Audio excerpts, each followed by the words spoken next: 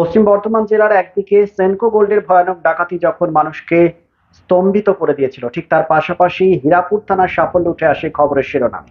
Hirapur police দ্বারা জামুরিয়া বিধানসভার অন্তর্গত চুরুলিয়া থানার ডবরানা এলাকায় বিনোদ পাত্র, ঝাড়খণ্ডের জামতারার নিবাসী প্রদুম যাদব, সন্তোষ যাদবকে চুরির অপরাধে গ্রেপ্তার করে আসানসোল আদালতে তোলা হয়।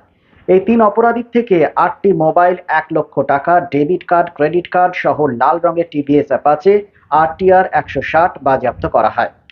বুধবার হীরাপুর থানার পুলিশ দুষ্কৃতীদের গ্রেপ্তার করে তুলে দেয় আসানসোল জেলা আদালতে। रुक जा भाई, रुक जा। तीनों को खड़ा कर। तीनों সবাইকে একসঙ্গে করা, একবার একবার এখানে করা। ওকে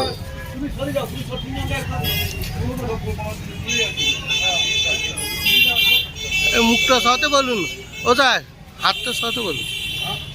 ঠিক আছে, চাপ।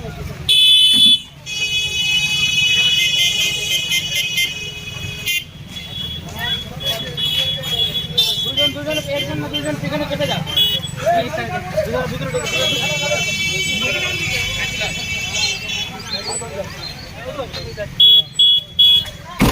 চলো